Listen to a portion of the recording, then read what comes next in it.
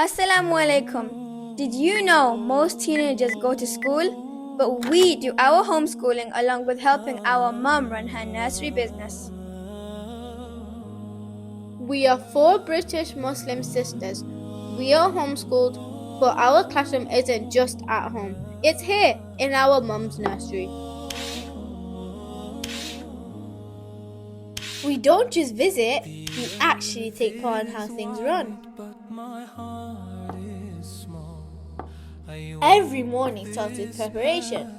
Everything has to be clean, safe, and ready for the children.